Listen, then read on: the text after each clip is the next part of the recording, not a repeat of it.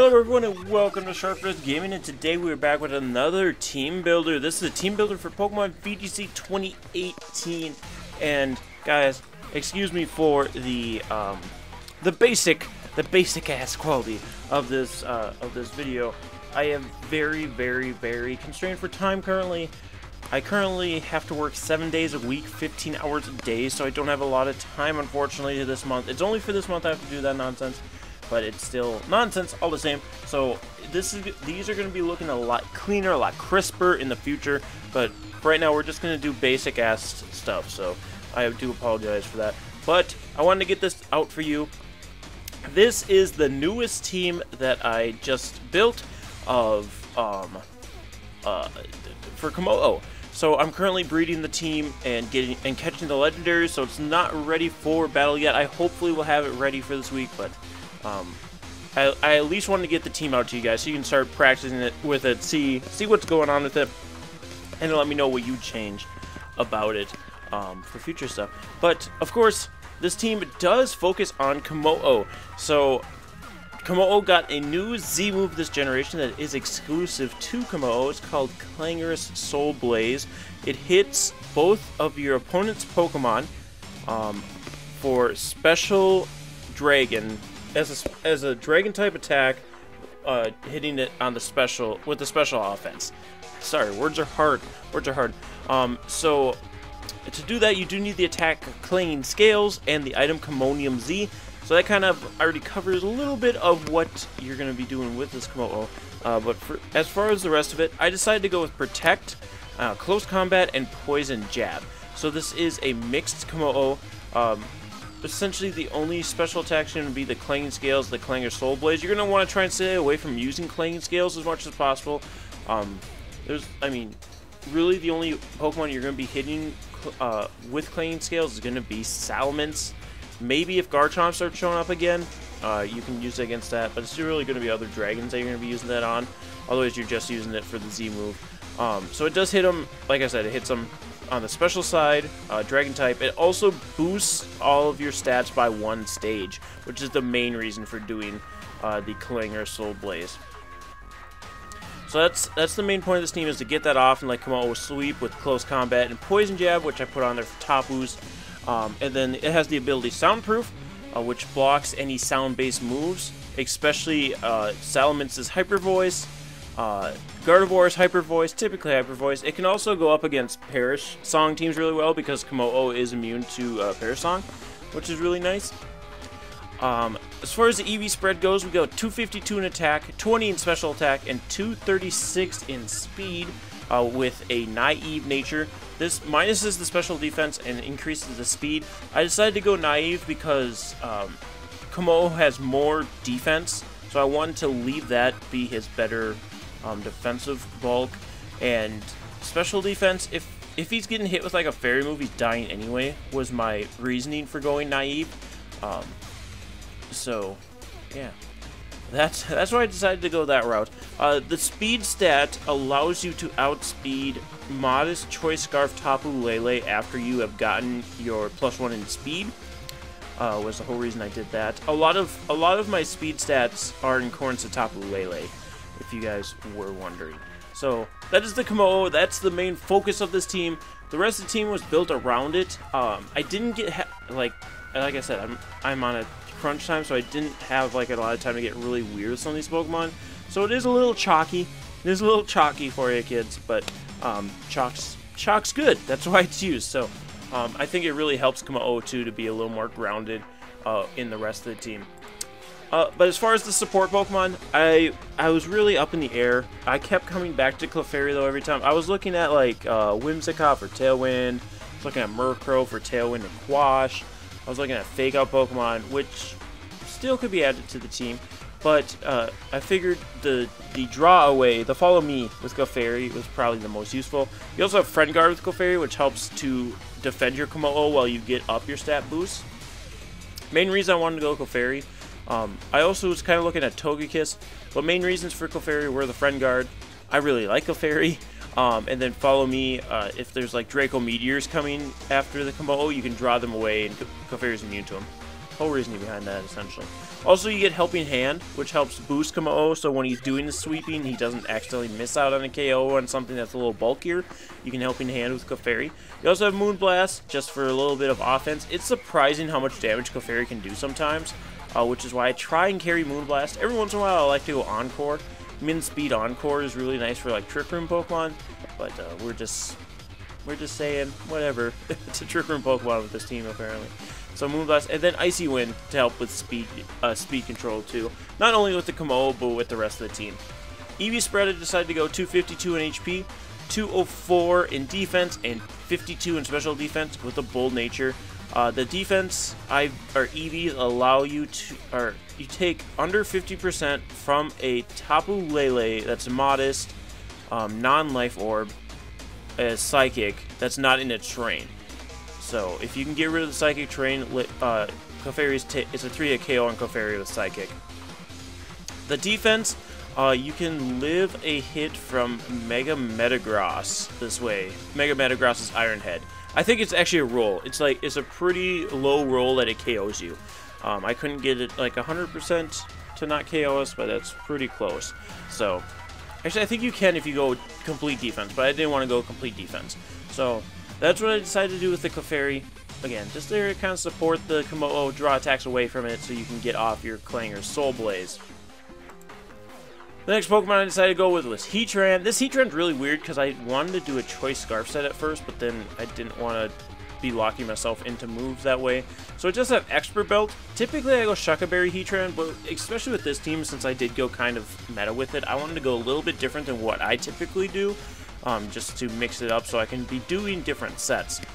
So this Heatran does have Flash Cannon, Heat Wave, Earth Power, Protect, typical moveset there. Expert Belt to boost those super effective hits. My phone is going crazy in my pocket, I'm sorry about that, guys. We have the ability Flash Fire, obviously. And then it's EV Spread. We do have Modest with the 252 nature, or 252 EV, sorry.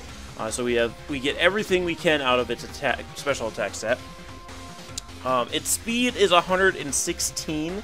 With this speed, again, it's for that was Modest Tapu Lele. Actually, I think this one is made for Adamant Landorus, not Modest Tapu Lele. I wasn't as concerned with Tapu Lele just because it does have to be running Hidden Power Ground or like Focus Blast to be able to hit you. I believe this was up against Landorus. So Adamant Landorus, without a Choice Scarf, after it gets hit by like an Icy Wind, then you outspeed it. Was the main point of that. And then the rest I just dumped in HP. So it's not going to be one to take an Earthquake. If you're going up against Landorus that are faster than you at the time, don't have your Heatran in, is my suggestion. You do have other Pokemon that can deal with the Landorus, so we'll get to those in just a second. But yeah, Heatran was really there just because Kommo-o is 4 times weak to Fairy. Heatran 4 times resist, so it's a really nice switch in when you can't get away from a Fairy type attack on your Kommo-o. As far as our Mega went, I didn't want to go too crazy with it because again, I didn't really have time to be testing too many crazy Megas. And Mega Kangaskhan kind of just slaps on the teams as it is. I didn't want to stray too far away because Kommo-o's already kind of a weird Pokemon to use. It's better this generation, but it's still not amazing as it could be compared to some other Pokemon. So I wanted to go with Kangaskhan because it's got the least amount of weaknesses compared to the other Megas, with only being weak to fighting. And it's just a good Pokemon. So we went typical Mega Kangaskhan, scrappy ability, so you can hit those ghost types while you're a Kangaskhan. You could go Inner Focus if you're really worried about flinching. You could do that. But we got Fake Out, Double Edge, Low Kick, Sucker Punch, Jolly, 252 in speed, 252 attack, and 4 in HP. Again, if you're really worried about like Tapu Lele because of the Psychic terrain stopping priority, you can get rid of Sucker Punch for Crunch, or you can get rid of Fake Out for Protect. Really up to you. As far as I've been testing, I've only tested this team twice so far, but as far as I've been testing, it really hasn't made a difference with Tapu Lele. So yeah, there's our Mega Kangaskhan, the Mega in here. Another Pokemon you could use, and a Pokemon I thought about using in this Mega slot, was Mega Gengar, because again, your Kommo-o is immune to Perish Song, so you could use a Perish Song Gengar. Just as like another way to another win condition. So you could have Mega Gengar. It'd give you a little bit of a different kind of attacker for this team. It could be pretty useful. But again, I just went Mega Kang for this team this time.